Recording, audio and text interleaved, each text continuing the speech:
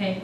Now the main part of tonight, we're really honored and privileged to have Mrs. Sharona Kaplan as our speaker. She's going to speak about relationships, the do's and don'ts of relationships.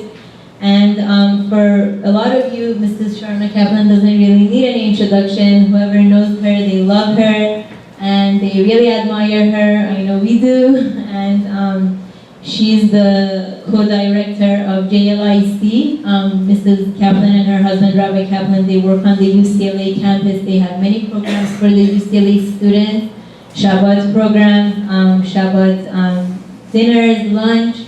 So whoever has been to them and knows them, they really love them, and they have really benefited greatly from all of their classes. She's also, we have the privilege of being neighbors with the Kaplans, which we love. Our kids love it. We get together on Shabbat afternoons, and I personally learn a lot from Mrs. Kaplan myself. So we're very happy and privileged to have Mrs. Sharona Kaplan here. She's an expert on relationships to give us the class. Thank you.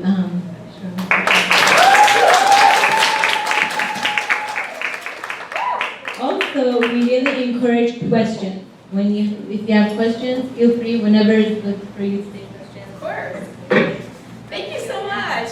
Hey ladies, how's we all doing? Good? Yeah? More and more friendly faces in the crowd. I'm so excited. I'm actually more excited to be here than I thought. I walked in and there was like pizza and people and like no kids. I'm like, I've arrived. So thank you for having me. This is going to be a great little slice of life together. Great people, great topics, something I really like talking about. In fact, I talk about this so much, like with people at UCLA, that when I heard that UCLA people were coming, I'm like, oh man, gotta get some new information and like new stuff to share with them. And in fact, in preparation for this class, I surveyed a team of people who work on college campuses nationally, actually internationally, including Israel, and I asked each of them if they have any pro tips for the do's and don'ts of dating, and they sent me some good stuff that I threw in with some of my own good stuff, and I came out with a top 10 list that I'm going to share with you tonight, kind of like the 10 Commandments. I was going to print it, but I'm like, it won't need me. So I figure I'll keep you in suspense. We'll go through them one by one. I've got 5 do's, I've got 5 don'ts, I've got half an hour. So my goal is to spend about 2 minutes or 3 minutes on each one, take up like 20 to 25 minutes that way, and then we're going to open it up to questions and then to the follow-up. Sounds like a plan? And do you have any questions so far? No? Okay, so let's begin. Can you hear me without the microphone? Yeah. Awesome. Oh, Jasmine, I got your text. Where'd she go? Okay, you're in my phone. Love it. All right, so we're going to start with the don'ts because I don't want to end on a negative note, so we'll just start with the don'ts at the beginning and we'll cruise on through onto the do's, and it'll be a nice little package. And if one, really if you leave here with 1 or 2 takeaways that resonate with you, then that's good enough. You don't have to own all 10. Some of these you might hear me like, huh, no way. Or some of these 2 minutes doesn't do justice enough to flesh it out and just like dismiss it. But if you can pocket 1 or 2 or 3 or 5 things that work, already it's a win. So just kind of like roll with it, and if things don't speak to you, just let it keep on rolling or ask about it after. Okay, starting with the don'ts. This first don't comes from, I can't remember who offered it to me, comes from Israel, from the JLIC rabbi in IDC at Herzliya. And he said, don't be locked in to the type of person that you imagine to marry. Actually be more open to the person in front of you, and if you're experiencing love and connection to them.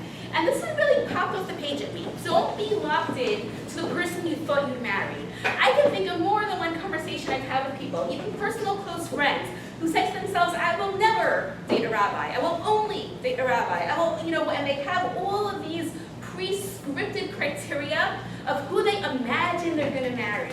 And then like life hits the fan and different people come and different people go, and they end up going out with some of these people. I had a roommate in college, and she was one of these people. I'll never date, I think it was a rabbi actually. And somehow she got roped into dating one because like her grandmother spoke to her grandmother in shul. You can imagine probably going to next time you see how the Chasnaran thing works, And like she somehow like was committed to this thing she didn't want to do. She's like, I will never date a rabbi.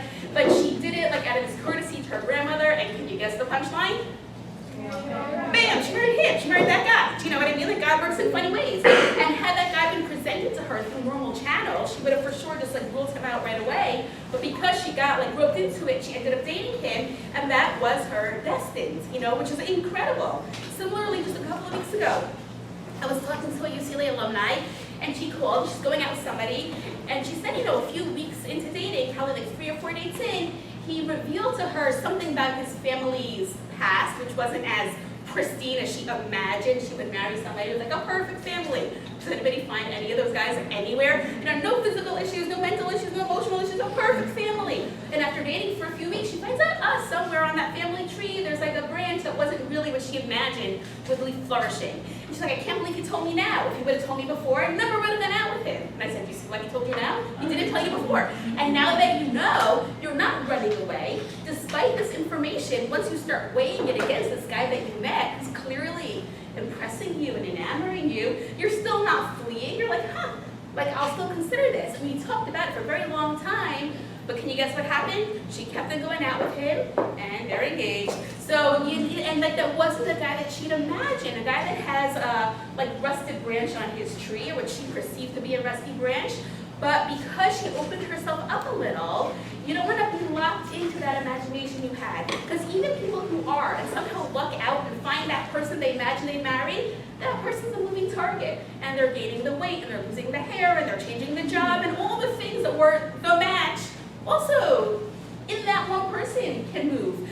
So I think being too rigid in a concept can actually be a little bit self-destructive and prevent people from meeting the people they want to meet. I think like contemporarily, just to preface this, our issue is not that people are dating too many people and can't decide. The issue is that people are like a little bit too rigid, maybe, before they approach a relationship, and as a result, they're maybe missing people they could be dating. So this first one deals with that of opening yourself up to possibility. Good, 1 down, 9 to go. Okay, number 2. This is this actually somebody said this, but this is a real pet peeve of mine, so you've probably heard it before. But one of the other educators put this out there too. Don't obsess about the rules of dating. Don't get hung up on the protocol of the experience. Like in my words, I say that etiquette is different than character. Etiquette is the things that a guy can do wrong while he's dating. My own husband, on our like first date, we had many first dates, but on one of those first dates, he's like, meet me there. I'm like, you tell somebody to meet them there at a first date, you know, like that was so strange. But, you know, and for some people, they might just be like, like he's out, you know, and I've heard people do that for crazy things. He didn't hold the door open, he's out. He made me walk across the street in heels, he's out. Like all these things that are not intrinsic character flaws. There's not something wrong with this person. Probably it's indicative that they haven't dated many women. They haven't hung out with many women, which is not a bad thing. That could be a fantastic thing. So they don't know that it's harder to walk in heels. Like if you ask them, they might think of that, but that's not like on the tip of their mind that they'll think, oh, I shouldn't park across the street, she's wearing heels, or I shouldn't tell her meet me there, because he would tell a guy friend meet me there. Even on that same first date, he started eating the French fries off my plate. How are you? It's my husband. You know, it's not an intrinsic character flaw. It's just like a cozy kind of a clever man kind of a guy. You know, and like he would do that with anybody. And you're laughing because you know him. You can see this happening, and you can see me in my like stern pencil skirt being like, what? But it's okay. That's not like a character flaw. That's an etiquette misstep. Like no, they haven't been on a first date before, or they haven't been on a first date with you before, so they don't know that you don't like being in the dark, or that you insist he walk you back to the door, or they insist he doesn't walk you back to the door. And these guys are trying so hard, you know, because one girl says, you must walk me to the door, so the next girl he walks, she says, why are you meeting my parents? Get into the car. Like they can't win. Like we are so confusing that they just keep on trying and they can't win. You know, he valets the car, you waste money, he doesn't valet, you're so cheap. Like he just can't win, and he's just trying to guess through the work he doesn't know. So don't let these etiquette things be confused with character flaws. Character flaws are real issues. Character flaws, God forbid, like anger, like things that you can't just change on a dime, those are serious concerns. Things like, don't eat the French fries unless I offer you, that's all you can fix. That's a fixable thing. It's just an etiquette consideration, and really learn to tease out what's etiquette and what's character. If the first time he meets your grandmother, he shakes her hand instead of, it's okay, it's etiquette, you know, like in my family, the kiss wouldn't work, you know, so those are things you learn. That's very different than a character flaw, which we call like red flag, like you've heard of red flags in dating. That was number 2. So far, so good? If you have a pressing question, feel free. If not, I'll just keep on rolling. Okay, number 3. Ooh, this comes to you from, I was a mermaid who said everything. This was a campus on the East Coast, and I think it was NYU, and she said, don't rule people out too quickly.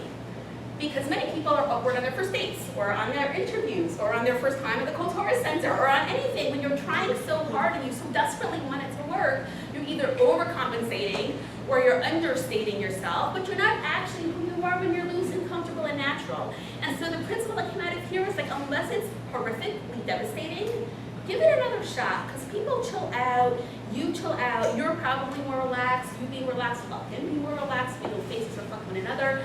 And just the first date is this upward confluence of awkwardness that just isn't replicated in any other arena, and it causes people to not represent themselves as funny or as relaxed or as present or as open as they typically may be. So don't put too much stock in the first date unless it's something devastating.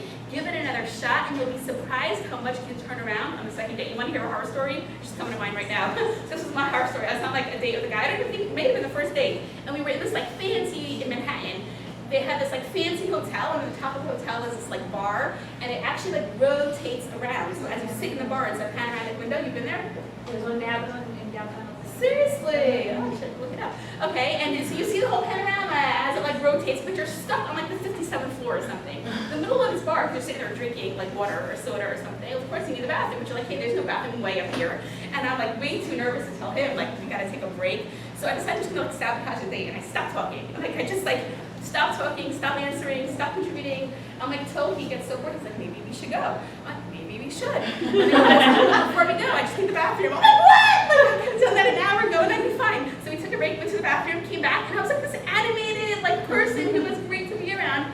But the first half was just sabotage because of that awkwardness of the first date and not even being able to do something you've successfully done for 20 years of your life.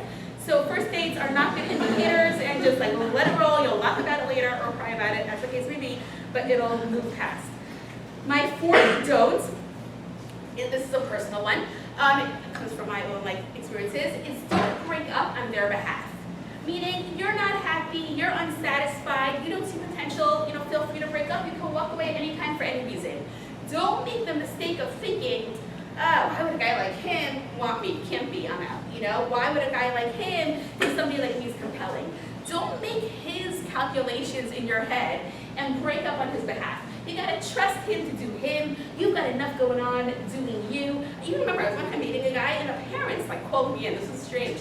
They're like, I don't understand what's happening with our son. He's like all worked up and stressed out. This is supposed to be like happy, happy, happy. I'm like, ask him. I'm like, I'm so consumed with my own stuff. You think I'm gonna like figure out his stuff too? Like everybody's gotta handle their stuff, and don't break up on his behalf. If it's not working for him, but you like him and it's working for you, trust him enough that he'll make a smart decision. You're trusting him with everything else, but don't sabotage your own self by misplaced feelings of inadequacy or something and break up on his behalf.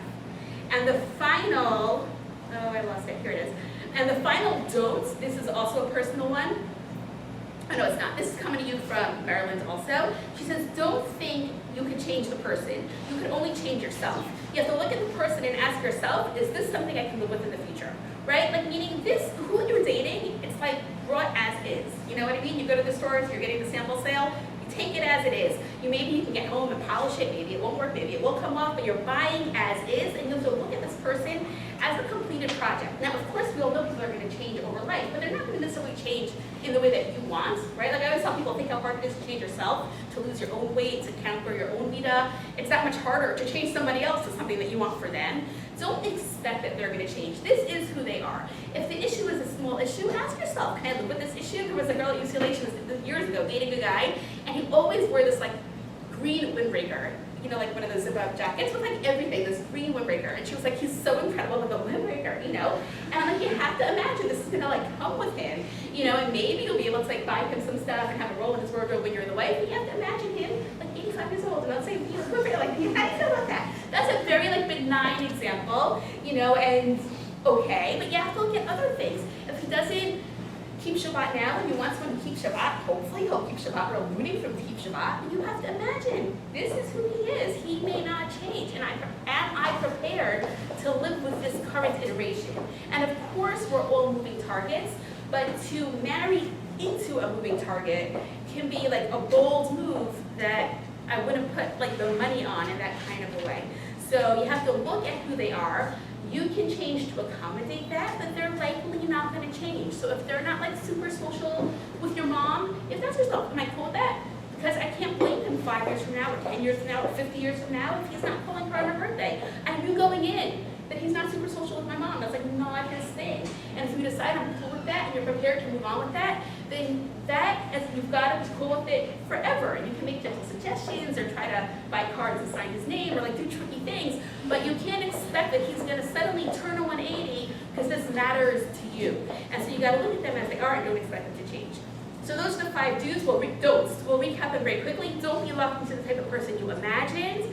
Don't obsess about etiquettes. Be more focused on character traits. Don't rule people out too quickly. First dates are sloppy jokes.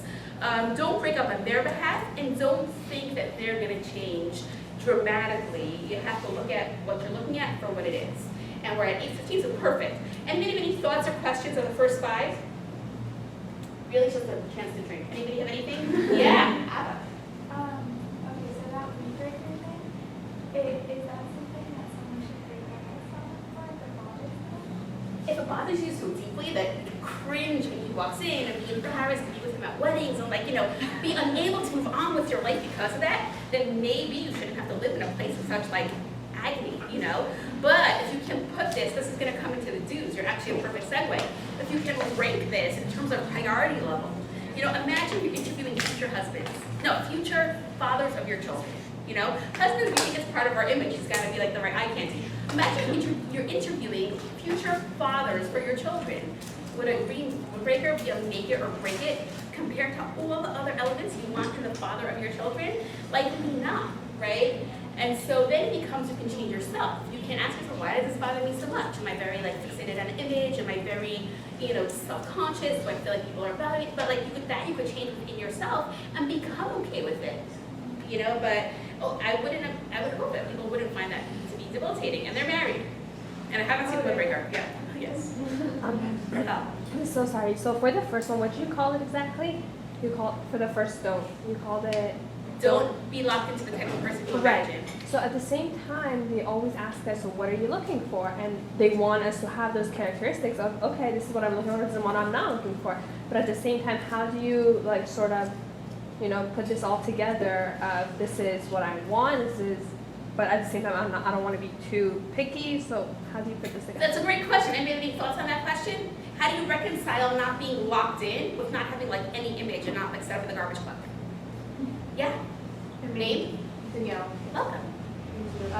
If it's something that is gonna bug you every single day, oh my god, let's say it's a character trait, he cusses all the time.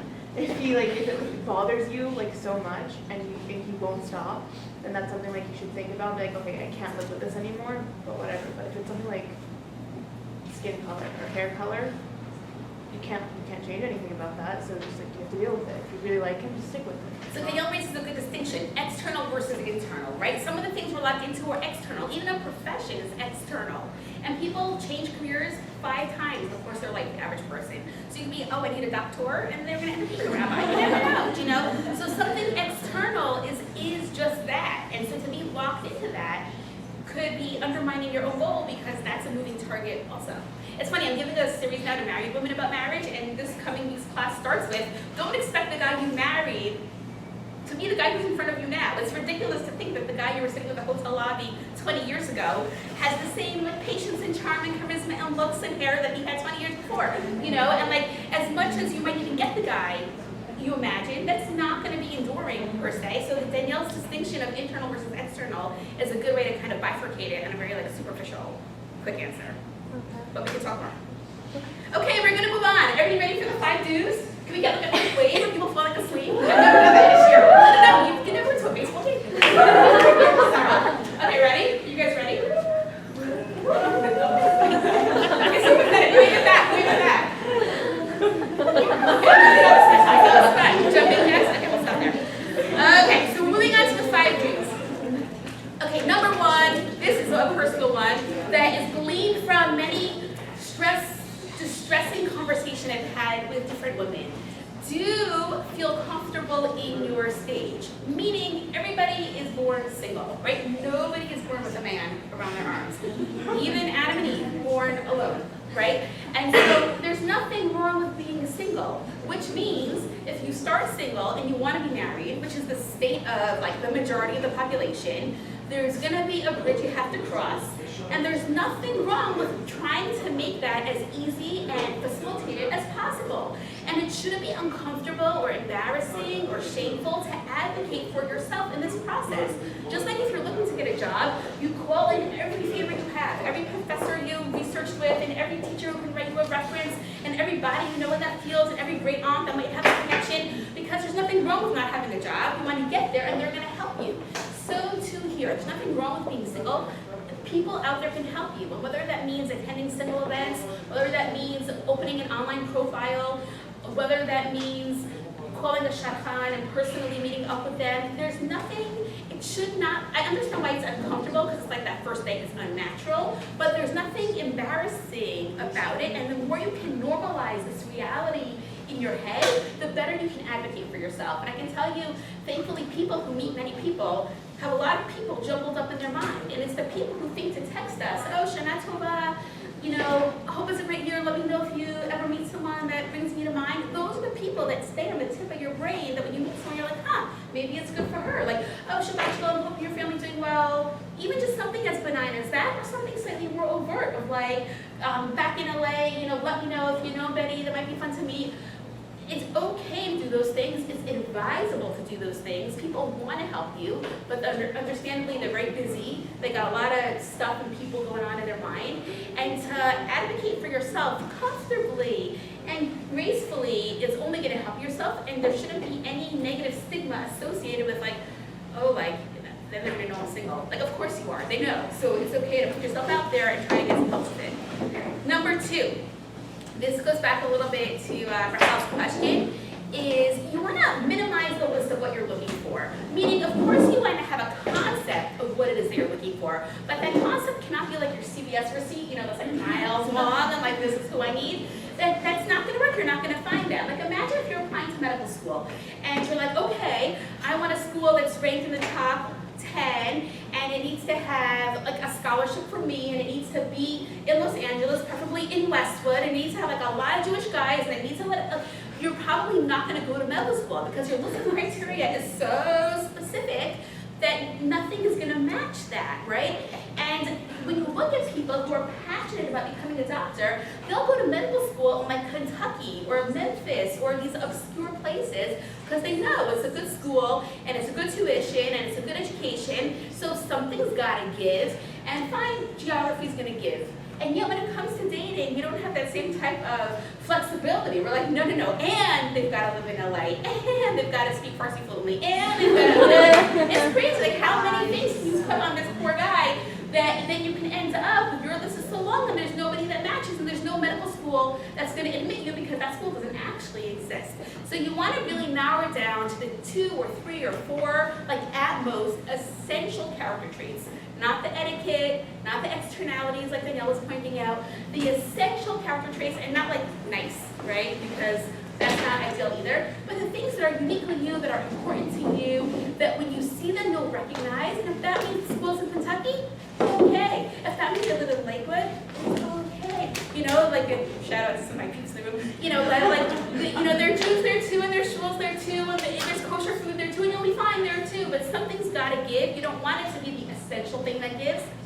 You want it to be something that's a little negotiable. So narrow down your list of 3 to 4 traits. I can tell you like an interesting story about this really fast. When I was in college, this rabbi was like, me and my wife were trying to like set people up. So he passed around some postcards and he's like, everybody write the 3 things you're looking for, we're gonna set people up. And I'm like rolling my eyes and gagging, I'm like, we'll see. And so I didn't hand in my postcard. But when I went home, I was like, that's interesting. Like if I had to distill my list to a postcard-sized paper of 3 to 4 items, what would I put? And just from my own intrigue, I challenged myself to think of, like from where I said, I wasn't even dating then, like what would be the 3 or 4 items that I would most want? And I picked them out and I listed them on the postcard and I shoved it in my desk at home.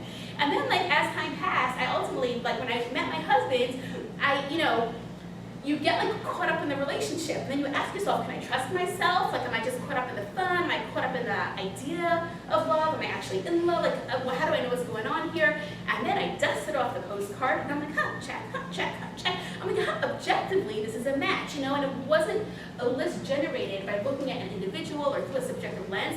This was what I thought of on my own. When somebody lined up with it, it really empowered me to feel like I had clear, objective thinking, and it gave myself confidence to go forward. So I think that's an interesting, like if you're bored while you're eating your challah, when you're done praying, you could think about what would these things be and jot it down somewhere. You might appreciate for yourself having this like filter that you can trust because you made it to filter future people through. If you wonder if you're getting swept up by swept off your feet, or if your other people's voices are too loud in your head, you want to be able to say, no, this is me and this works for me. So that was number 7. Hold on. Sorry, should the list be mostly like character traits or just anything? It's the things that are most important to you. So if it's the green windbreaker, so it's got to be on there, but ideally you would hope that the things that are most important in your like lifelong best friend, like father of your children, are character traits. Not what he's wearing or what he's driving or what he's living or what he's doing for his parnasa, but he is someone who's going to inspire me, going to raise the bar in our house, going to set a tone that I love, has the capacity to succeed in whatever career he chooses, because he's a hard worker, because he's creative, or whatever one of those traits might be. But yeah, I think it should be essential character traits. Yeah. What were your 3 So I don't remember them all, but like I remember one like very clearly. I was looking for somebody who was like very halacha-centric, meaning like their Judaism is not defined by what they wear or like where they pray or whatever, but their whole Judaism is not socially driven, but it's driven by halacha. And that was because I was burnt by a lot of like extreme camps of Jews who were very externally focused. So I was like, I'm done with this. That's why I live in Westwood. I'm like, done with this. Like, we gotta carve our own halacha trail. And so when I saw that in him, I was like, there's a lot of other problems too. Okay, moving on. This is like an oldie but goodie. When I walked in, someone asked me to mention it, so of course I will. Do realize that we women typically do not communicate clearly, right? The Gemara points this out, Nashim de Balev, we're so modest that we don't say things like in this intense, direct way. We hint towards it gently, and we hope you pick up my cues. Like literally today, I was like worked up about something, and I was telling my husband, like all my points. Then midstream, I had to stop myself and say, oh, you probably didn't realize that's what I was thinking. Like in my head, it was like so obvious because I was thinking it so loudly. And as I was railing at him for not like being in there with me, I'm like, I didn't say that out loud. And so how can I be upset that you didn't match my intrinsic expectations, my internal expectations?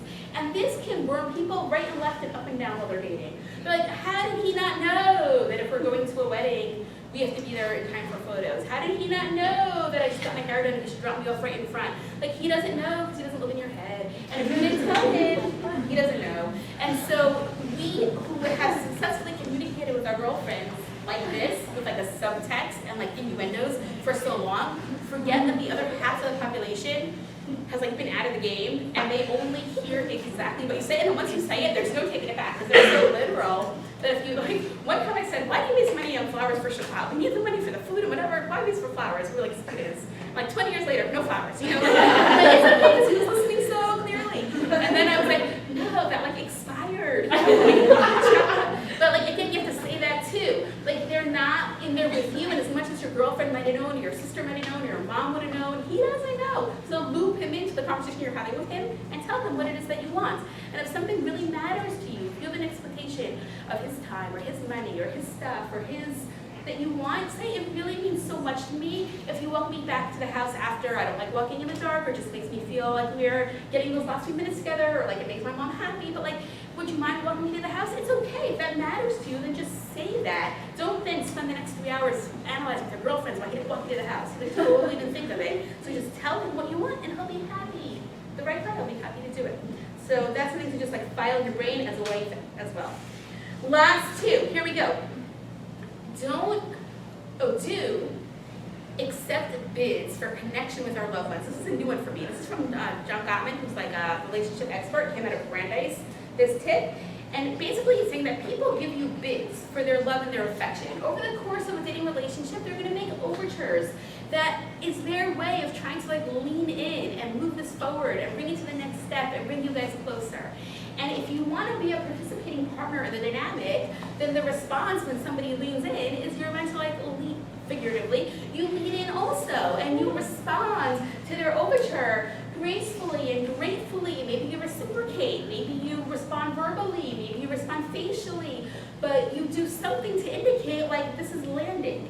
And likely, their overture might not be in your love language. You're familiar with the concept of the love language of people, like they're just doing their best to show you that they're into this. Now, their best might not be your thing, right? But you don't want to limit it to the presenting attempt. You want to realize this is an attempt. And if I want to keep on going, I've got to accept the attempt, even though that might not be my thing. Like, he comes for Shabbat, he brings a bottle of wine. You're like, yo, don't you know we don't drink wine? That sets you back a step, not brings you a step closer, right? This is just off the top of my head an example. You realize this is not about the wine, this is about him trying to like get a foot in with my family. So of course I'll accept it and put it on the table and be like gracious, and when I go to his house I'll bring something too, rather than be like uber analytical about the presenting gesture. Realize, see it for what it is, a gesture. And even if you don't want to wear a flower in your hair, but he's trying to like be flimsily romantic, so you take it and you stick it in because that's a gesture and you want us to keep on going forward. And over time your gestures will line up and he'll learn your love language and you'll learn his, and they'll hit their target. But meanwhile, accept the bids for affection if this is a guy that you care about, because that will help advance the relationship. And finally, a very appropriate last one, this is a personal one, is to close every door fully. And what do I mean by that as we close out our half hour together? I mean, if you're in a relationship and you're not sure, do yourself a favor and like play it out. Even if play it out means another date, and at the end of that date, you're like goodbye and good luck. Like you're so over this person, but you've gained the security in letting it go. That is a gift that lasts you a lifetime. Because if you don't go on that last date and you're like, not sure, 60%, fine, I'll let him go. Time passes and years pass and people pass, and you're like, what about that guy? You know, and our memories play tricks on us, and we over-romanticize him, and we forget all the annoying things, and we build him up in our mind, and he almost like hovers as a ghost, you know, in any future relationship that could really be a toxic presence that's inaccurate and unwelcome and debilitating. In fact, there's a prayer that many married women say that even specifically articulates. They ask God that nobody should be in my eyes as great and wonderful and wise and handsome as my husband. Do we think there's nobody else in the world who's as handsome or as wealthy or whatever as my husband? Probably there are. But in my eyes, you want to feel like I caught the catch, like I got the right one. And if you have people who are lurking as unfinished business in the back of your mind, your memory could play a trick on you, and they somehow become slicker than you remember, richer than you remember, handsomer than you remember, and you're like, what about him? And then your husband might not look, God forbid, as good as he actually is. And so you want to close every door, play things out. It's worth it for the last date and the uncomfortable hour to feel secure in ending it. It's worth it for the next date and the potential to rekindle for a possibility that might surface 5 years later. If you're like, what about that guy? Go out with him again. You don't have to, you know, feel like you've made your bed. Everything's moving and ebbing and flowing, and if there's a relationship that surfaces and you're like, maybe I should revisit that, then go back and revisit it. Close every door so you're not plagued by what ifs or if only or I should have and I could have and I would have. So playing things out to the finish line gives you clean history and like empowered future and a lot of self-confidence and awareness, and I think that's an important piece that often just takes a little bit of an investment to prevent a long-term presence that could be unwelcome. So with that, we conclude the 5 do's. I'll summarize them real fast. Do advocate for yourself as a single without feeling uncomfortable in your current stage. Do minimize the list of what you're looking for to a couple of manageable things. Do realize that we don't always communicate clearly, so things that upset us could actually be our own fault. Do accept their bids for connection and love without being analytical about it, and do close each door fully and play things out to their end so that you feel secure as you go forward. And that's my piece. Does anybody have any questions? Yeah.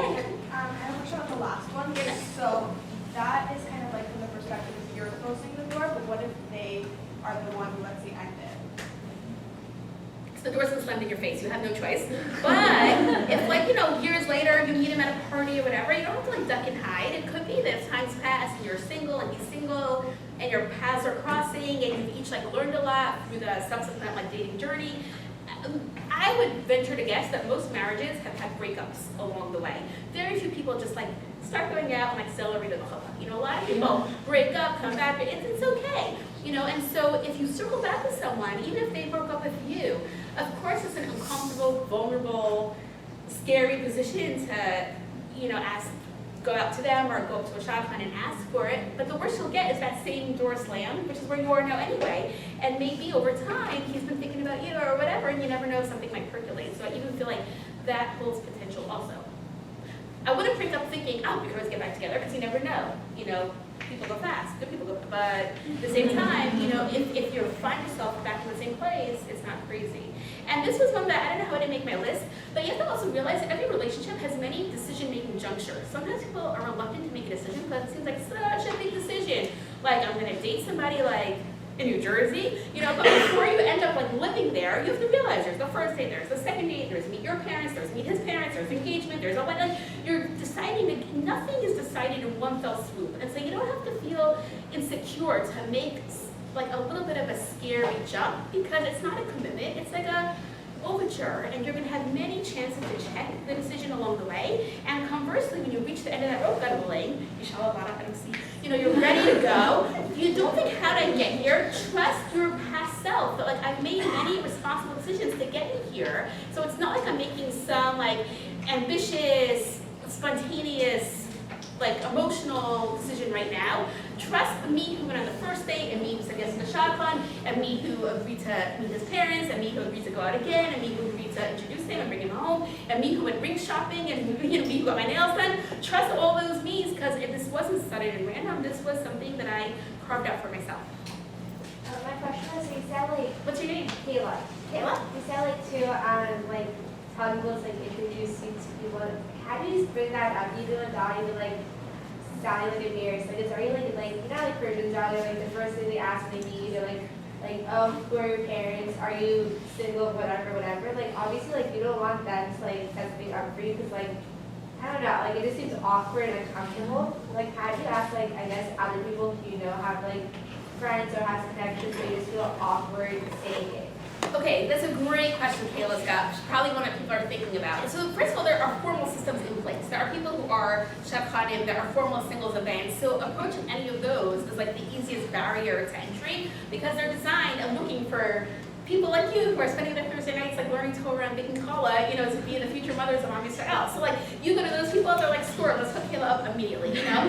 Then you've got like the handful of people who are your inner circle. Like this is your committee. The like high school teacher that you were super close with, or like the chakshuras who shul you come to and hang out. Like people who know you, and maybe they're not in the business of setting people up, but they're in the business of you. And reaching out to those people is probably where it feels like a little bit of a stretch, but those people are your team. You know, they want you to succeed. And while it seems strange for you, it's not strange for them. You know, the same way you would approach them if you needed a job connection or help getting into a camp or a school or something, you know?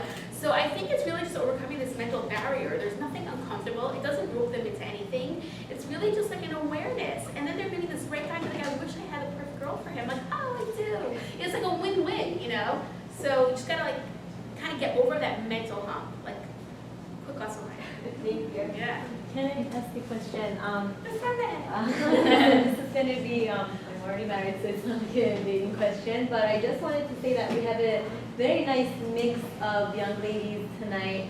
And so some have already dated, have already started to date, and there are some on the younger side where they still are too young to start dating.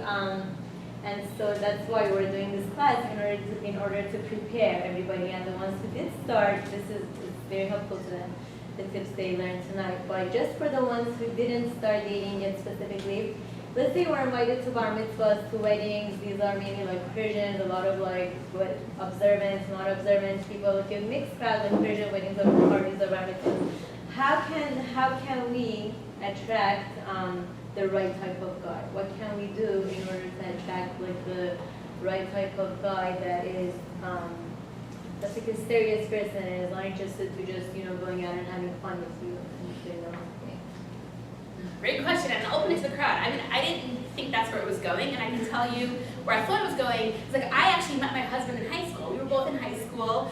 We were like casually, you know, hanging, and you know, a relationship emerged, which is how the Mishnah describes people meeting. You know, Hagad Isha Bashuk, like you meet somebody, you know, and there they are. It's a good way to meet. It's this organic, natural way, and so it's a great idea, like family bar mitzvahs and stuff like that, to be on the lookout. But I think that the question took a turn when how do I attract the right guy to me? The guy who's like scoping out the scene at the bar mitzvah, like attracted to somebody by some like distant overture externally, is likely not the right guy for you. You know, I think it's worth kind of like being you and being true to yourself and being out there and smiley and celebratory and social and all the things that you are, and maybe keeping an eye on like who's in the room. And if somebody like strikes you, then finding a mutual friend or a family member or someone who you could run it by, maybe facilitate an introduction or present the idea to him. But I think trying to act in a way that's going to attract someone to be like moved to come to me, like that guy is likely not the kind of guy that you're looking for. And I don't think it should happen like that organically. You hear the difference? Yeah? Question? Yeah? No? Do you have a question in the front? No? Okay, so last call for questions. Feel free if you want to come up afterwards, if you want to follow with me or with the hot shores, with any of the people who've been like ruminating on this for a while with me, it's all good. Or God willing, in a few years, feel free to reach out. I think one of those people you text the Shabbat over things to, and I'll try to look out for you. Truth is, this team of educators recently launched a dating platform, like a website on the So You at Sinai platform, and a lot of people are looking to bolster their database and set people up. So there are really formal opportunities designed to make it as easy as possible for you. Just about figuring out what's out there and taking advantage of it, just to get to the end that you want for yourself and for your children, for your olam hazeh, your world to come, your olam haba. I mean, this is the single most important decision it is. It defines your experience here, your experience in the world to come, your kids' experience here, and they're in the world to come. It's really the single most defining thing. So think about how much time people spend, studying for the MCATs, filling out applications, visiting different schools, flying around for interviews, how much money, how much time, how much energy, how much self they pour into that, and that's just a career. We want to maybe use that as a paradigm to set the bottom of the bar of what it's going to take, what it could take, hopefully not as much, but we're prepared to invest to find the right man to accompany us on our journey through life.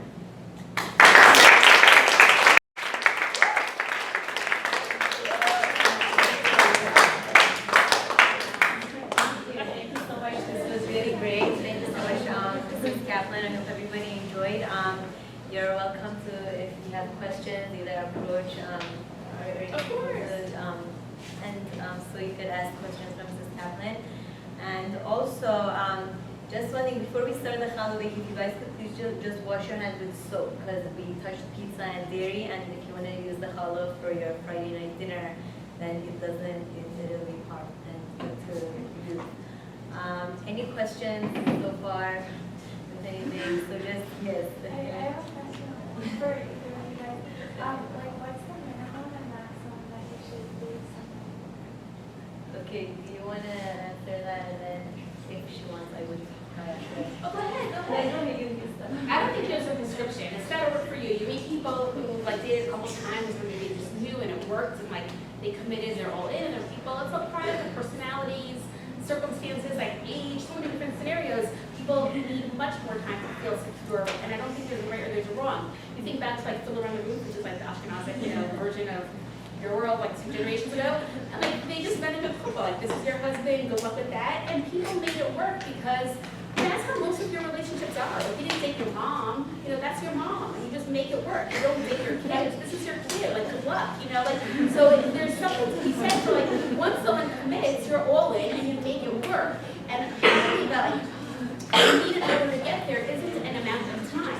Like back in the shtetl, if your grandparents, if your grandparents or their parents like Shiraz, they're like, oh, good family, you make it work. But that's all it really took, so it's not a matter of time. The time is just what it takes for you to make that mental jump and be like, okay, I'm prepared to be all in. I think that's why you get 9 months of being pregnant. It's like, I'm prepared to be all in, good luck with 2 babies. It's kind of like that, you just gotta, but that's my gut. I mean, definitely, you can never put a time frame on this. For everybody, it's different. Obviously, there are some couples who date years, and that's also not healthy. I think one general idea is that a lot of people give is that when you date someone, try to not get emotionally very close right in the beginning. So try to be a little bit more objective, get to know them a little bit, and then little by little you could also become emotionally, a little bit more intimate once you become more serious and once like your requirements are there, right? The many things that you're looking for. At the same time, time, you will never know someone like 100% until you marry them and you live with them. So one suggestion is to try to be in many different situations together, in many different settings, like with your parents, with his parents, with let's say you have a rabbi in their house, or at a restaurant, or at a wedding. You'll see their different reactions in many different situations to see, the types of things we were looking for. When I was dating my husband, there was a specific character trait that I was looking for, and I spoke with my rabbis, and she told me that it depends, depending on what situation you're in, it's gonna come out at one point, and it did.